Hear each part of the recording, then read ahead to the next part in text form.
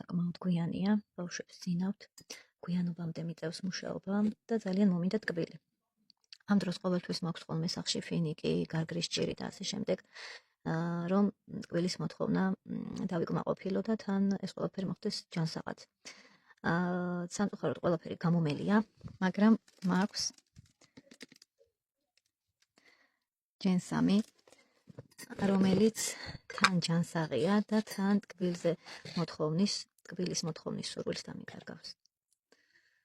რაც მთავარია, შეიცავს ელასტინს, კარგად შეიწოვება.